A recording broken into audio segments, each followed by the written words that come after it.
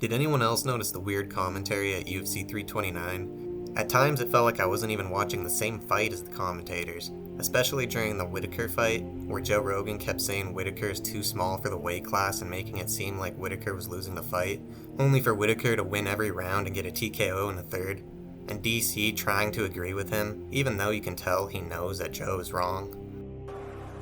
Robert's taking some big deep breaths, took a shot to the bottom. Look at this, he's breathing out of his mouth, very heavy. Oh, nice right hand. He is just so much quicker than Nikita Krylov. He is, and I think with some adjustment, he can compete at light heavyweight. I think he's carrying around a little bit too much body fat. Maybe he needs a little bit more conditioning, and maybe it's just to feel this division. Yeah. 20 pounds is a giant gap. I just think it's unusual seeing a guy as great as Robert Whitaker this fatigued early. I think a lot of it is the weight of Krylov wearing on him in that first round, a lot of grappling exchanges. But I also think he's got to dial his weight in. And honestly, Joe, like...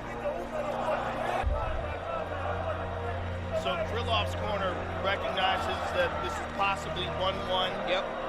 Well, the majority of Krylov's fights have ended in... He hurt real bad, jab and a big right hand. So that'll do it. Robert, the Reaper Whitaker. Here with Robert Whitaker. Congratulations. So, first of all, what does it feel like to move up to light heavyweight? What did you notice? What was different? Feast your eyes on that Reddit. Too small for light heavy. He's a small heavy, light heavyweight. Come on, get some of that in you. Honestly, there was a lot of nerves riding in it. You know, everybody's seeing guys move up and slide down. Back-to-back losses, just coming back. Bobby's still got it by the looks of things. You got a knockout over a very tough, very big light heavyweight. What did it feel like? Did anything feel different in the exchanges moving up?